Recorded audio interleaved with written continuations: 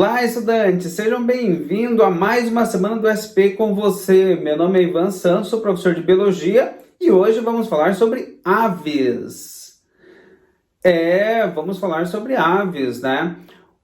Os cordados que conquistaram praticamente todos os ambientes, tanto o ambiente aquático através de pinguins, por exemplo, que nadam, né? E dominam ali o seu ambiente, principalmente ali em regiões frias, né, geladas do planeta, mas também dominaram bastante variações de temperatura e faixas na Terra, desde ambientes mais frios, ambientes mais quentes, ambientes tropicais, ambientes semiáridos, desérticos, e também o ar, né? Por que não? Claro, dominaram o ar, né? Porque apresentaram muitas novidades que possibilitaram isso.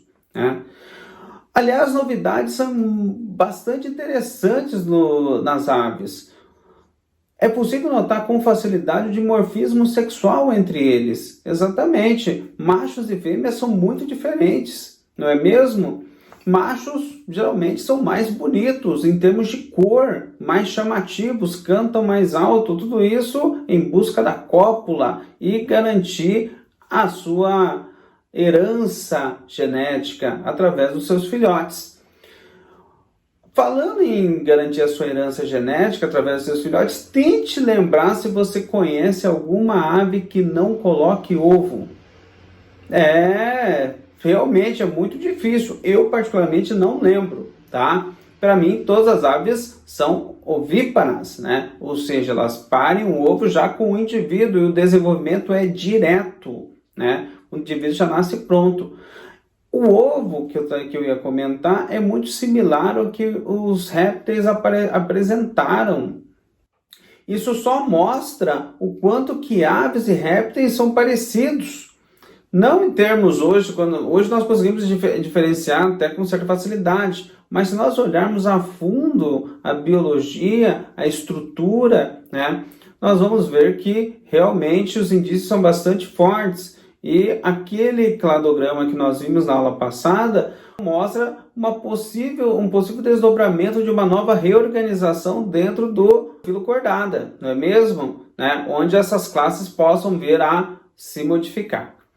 Hoje, então, vamos estudar sobre essas aves, vamos ver bastante características delas, ok? Então, pega o seu material, pega o seu caderno, né? Aguardo você e vamos para os slides, tá bom? Vamos lá? Então vamos lá, vamos falar de aves e a conquista do espaço, né? No espaço no sentido de ar, de céu, pelas aves, pelos cordados. Semana passada nós tínhamos falado da conquista da terra, né? Pelos répteis, em definitivo, os cordados já estavam, enfim, conquistaram o ambiente seco. Dessa vez vamos conhecer então um pouco de aves. Mas vamos lembrar um pouco de como nós começamos a aula passada, falando de uma árvore filogenética, não é mesmo? Então vamos voltar nela, né? Nessa árvore filogenética que nós abordamos, está na página 48 do seu livro, nós mostramos um ancestral comum entre répteis e aves, né? E aí foi levantado aquela situação em que talvez brevemente, né, as pesquisas têm apontado para isso, acabe mudando um pouco essa classificação quanto à classe reptília, né, e esse clado aves. Hoje nós falamos classe aves, mas talvez não seja assim tão correto hoje, né, os estudos têm apontado para um outro rumo, né. Isso é legal, porque mostra que a biologia ela muda bastante. Bom, então nós temos aí na seção Conexões de Aves, uma estrutura bem interessante, né? Descoberta, na verdade, é um fóssil dela, né? Esse é o desenho imaginário do que seria, baseado no registro fóssil da primeira ave, né? Que surgiu ali há cerca de 150 milhões de anos. Né? A partir dela, iria surgir todas as outras aves, né? A partir de daí, eventos evolutivos. Ok? Então vale a pena dar uma lida com cuidado, né, nessas conexões, né, nessa seção Conexões. Bom, então vamos falar, enfim, das aves, né? E aí vamos ver logo o que traz aí em termos de classificação. Então vamos ver a classificação das aves. No teu livro traz ratitas e carinatas, mas eu coloquei aqui outros nomes que fazem parte do mesmo grupo, né? Paleognathae, que se refere a aves mais antigas, e aí são as ratitas mesmo, aves que não voam, e a Neognathae, que são as aves que voam, as aves, aliás, do nosso cotidiano, as mais recentes. Entre voar e tudo mais, nós discutimos lá nos insetos sobre as asas, e eu tinha comentado, né, que insetos são os únicos animais a desenvolverem asas. Mas aqui em aves, cordados, aves, aparecem asas, então existe uma certa divergência aí. Asas são membranosas, ou seja, não tem ossos, né? Não tem, apenas uma membrana. O inseto pode ter um ou dois pares, quando tem asa, obviamente. No caso das aves, nós chamamos, né, um termo mais correto, é membros adaptados ao voo, porque aparecem ossos, e se nós tirarmos o raio-x, esses ossos são muito parecidos, inclusive, com os nossos, né, em termos de disposição. Dessa maneira, não se caracterizaria asas conforme a denominação biológica mesmo, né? No entanto, né, no senso comum, no entanto, até nos livros trazem ali, principalmente aqui no ensino médio, traz o termo asas, ok? E obviamente você não vai lá no açougue lá do tio Zé e pedir meio quilo de membros adaptados ao voo de galináceos, né? Ele não vai saber, mas se você falar asa de frango, asa de galinha, com certeza ele sabe, tá? Então, só um exemplo aqui, né, para que você tenha cuidado, né? O termo asas, ele é amplamente difundido, mas se nós olharmos mesmo, né, as asas elas são membranosas, e nisso os insetos é que têm as asas verdadeiras, então, ou seja, as membranas. Aqui seriam membros adaptados a voar, tá? E nós vamos ver então por que elas voam, né? Bom, temos aqui as aves que voam, né? Essas asas são bem desenvolvidas. E ela tem um osso que nós também temos, chamado externo, que põe a grade costelar, né? A grade de costelas nossa, as aves também têm. Só que esse externo, ele tem uma anatomia um pouco diferente. Ele é com carena ou quilha. Vamos ver o que é isso no próximo slide. Bom, a conquista dos céus, então. Como que ocorreu a conquista dos céus? Então, preste atenção nesse desenho, tá? E, logicamente, no que traz aqui o texto de estrutura corporal. Primeira coisa, a presença de penas. Não é exclusividade de aves. Já tem indícios de que os seus antepassados, né, os animais que originaram as aves, já tinham asas. Além das penas, os ossos são pneumáticos ou porosos, né? Ou com circulação de ar. Então, existem alguns termos aí que são aplicados. O que são esses ossos pneumáticos? Dê um close aqui nesse desenho, tem um close aqui bem legal que mostra que são ossos porosos com buracos, né? Ocos. Isso permite o quê? Até a circulação de ar ali.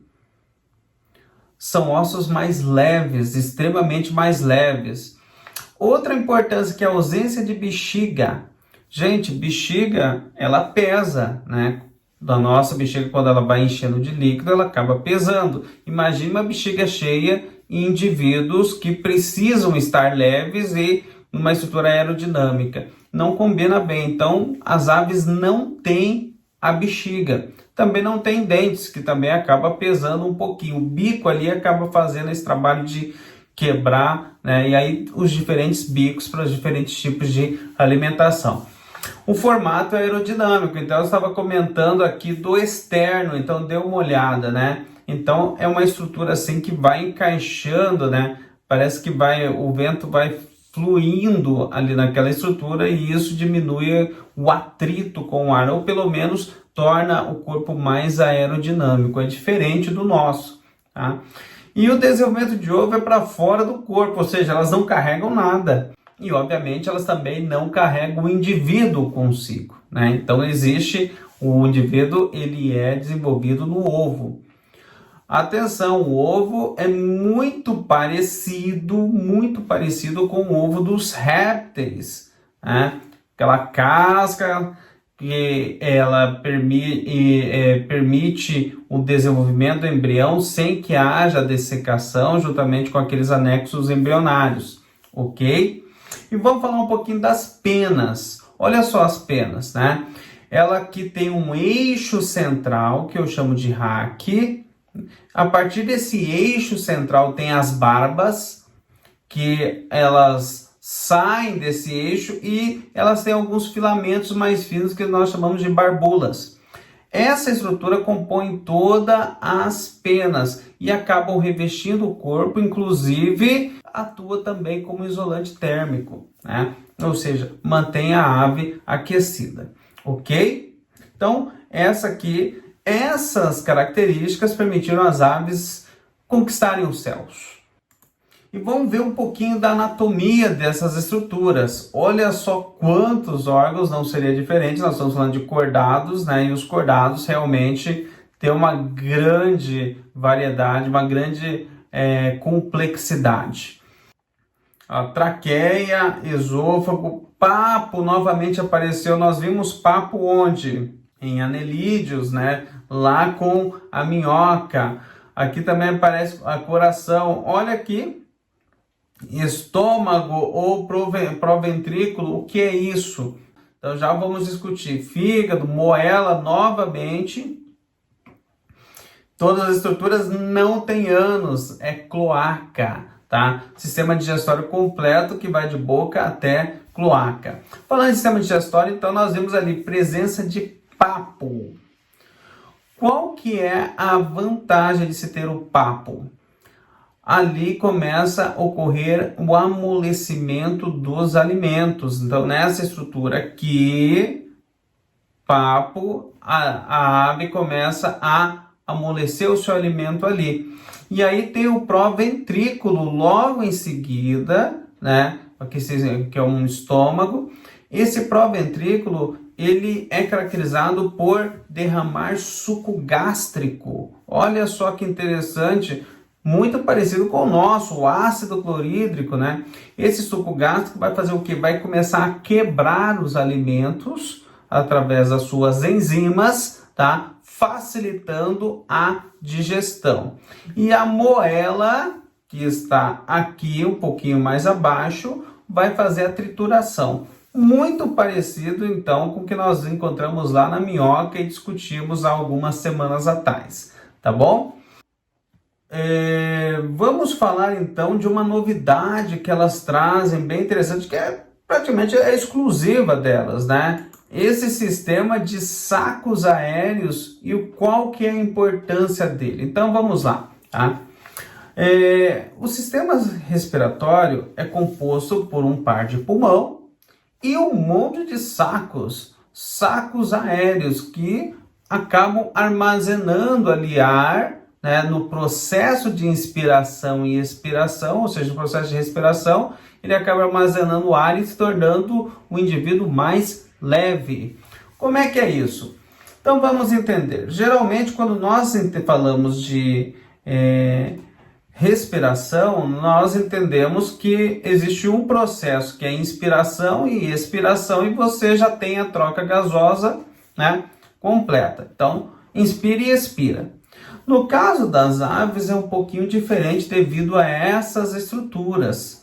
Então, vamos identificar aqui. Eu tenho o saco aéreo anterior, eu tenho aqui o pulmão, eu tenho o saco aéreo torácico posterior, né? E tenho o saco aéreo abdominal aqui. Aqui eu tenho a traqueia, né? A siringe e aqui eu tenho os parabrônquios que são canalicos muito pequenos que vão ali atuar na troca gasosa. Então, esta é a composição. Como que funciona a inspiração e expiração? nas aves com essas estruturas. Então elas funcionam em dois momentos. Olha só, ela no processo todo de entrada do ar vai ocorrer duas inspirações. Vamos entender como é que é isso. Então, primeiramente, a ave vai inspirar o ar. Então, o ar entra dentro do trato respiratório e a partir disso ela vai direto para os sacos aéreos posteriores, que se encontram aqui mais ao fundo, né? Mais abaixo aqui. Então, pega essa via aqui e vai direto para cá. Aí vem o processo de expiração. No processo de expiração, o ar vai sair do saco aéreo posterior e vai em direção aos parabronquíolos, que são essa rede de canais muito pequena, muito fina. E essa rede de canais vai fazer com que esse ar deixe o oxigênio ali para oxigenar o sangue e retire o gás carbônico, ok? Então ali ocorre a troca gasosa. Bom, agora vamos ao segundo passo, tá? Ocorre novamente a inspiração. Esse ar que estava nos parabrônquios, né, vai em direção aonde? Vai em direção agora aos sacos aéreos anteriores, porque o novo ar que está entrando vai em direção aos sacos aéreos posteriores, tá? Então, veja só, você tem dois momentos de inspiração. No saco aéreo posterior, a próxima inspiração vai jogar este ar rico em gás carbônico para fora. Então, por este processo envolvendo esses sacos aéreos, nós temos então dois momentos de inspiração e dois momentos de expiração, ok?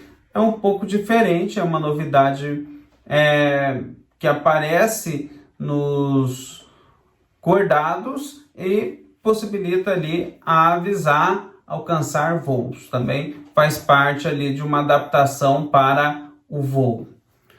Uma outra situação que aparece, enfim, é o coração com 4 cavidades bem definidas e sem mistura de sangue venoso e sangue arterial, ou sangue rico em gás carbônico e sangue rico em oxigênio, tá? Vamos ver então como é que é. Aqui eu tenho o átrio direito, aqui eu tenho o átrio esquerdo, ventrículo direito e ventrículo esquerdo. 4 câmeras. Vejam que elas estão bem definidas, ou seja, não vai trocar. Também não tem o forame de Paniza aqui, que tinha nos crocodilianos, né? Que embora tivesse 4 cavidades lá nos crocodilianos, o sangue se misturava. Aqui o sangue não vai se misturar. Então a circulação, né? Ela conta com o coração com 4 cavidades. Ela é dupla porque passa 2 vezes pelo coração e ela é completa. Pela primeira vez temos uma circulação completa, né?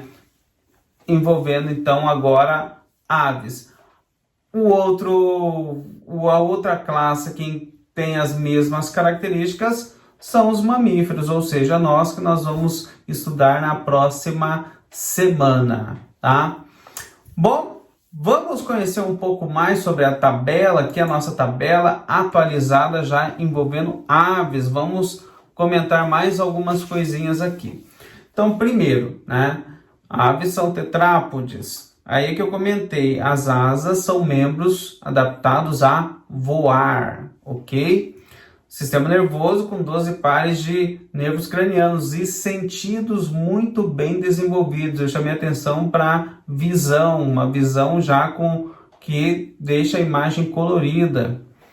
Sistema respiratório, aquele sistema respiratório cônico, né? Ou seja, pulmão com a presença de sacos aéreos. O que para você renovar todo o ar ali, são necessárias 2 inspirações e 2 expirações. E pela primeira vez eu tenho uma circulação fechada, dupla e completa. Vejam que as aves elas precisam bater os seus membros ali, né, as suas asas para voar. Isso demanda muita energia e muita oxigenação. Então seria inviável se o sistema circulatório não fosse aberto, né? Aliás, o sistema circulatório ele é fechado em todos os cordados, você não tem sistema circulatório aberto, ok? E o sistema digestório completo com boca e cloaca. E aqueles acessórios que eu comentei, né? Papo, o proventrículo e a moela que nós já tínhamos discutido, pelo menos moela e papo lá em Anelídeos. Sistema excretor, olha que interessante. E a excreta dela, a exemplo dos répteis, são por ácido úrico. E essa estrutura, nós já comentamos, dessa substância, ela não se mistura à água, então é muito mais fácil eliminar. E elimina via cloaca, muito mais fácil a eliminação, né? E quem trabalha nisso são rins mesonéfricos, ok? Olha outra característica importante que aparece nas aves: endotermia, ou seja, com base em seu metabolismo, as aves conseguem fazer o que? Manter a temperatura corpórea, conseguem gerar energia suficiente para isso. Isso é uma novidade, porque até então nós tínhamos ectodérmicos, tanto em peixes, quanto anfíbios, quanto em répteis. As aves são os primeiros a apresentar essa novidade. E, obviamente, nós também seguimos essa linha evolutiva. A pele tem quitina, muito parecida ali, em termos de estrutura, muito parecida com as dos répteis, ou seja, também tem quitina. Só que aparece uma glândula chamada uropigiana, que fica na cauda. Qual que é a vantagem dessa glândula? São glândulas que se localizam na cauda e elas têm um óleo que permite tornar as penas impermeáveis, né? Então, ela geralmente, quem nunca viu a ave com um biquinho ali na cauda passando para lá e para cá, na verdade está impermeabilizando as suas penas. E isso é importante, principalmente em aves que acabam tendo bastante contato com a água. Então, essa foi a nossa aula sobre aves, né? Então, peço para que você leia novamente. Não tenho pretensão nenhuma, né, de dispensar a boa leitura dos livros, mesmo porque posso ter deixado alguma coisa passar. E peço que você assista também a live do professor Antônio, que vai trazer aí questões pertinentes para que vocês possam tirar as suas dúvidas. Falando em questões, também vou deixar aqui para vocês, né, uma lista de exercícios, uma pequena lista de exercícios para que vocês possam fazer, né, antes da live, para, se as dúvidas aparecerem, seja possível saná-las durante a correção de exercícios, tá bom?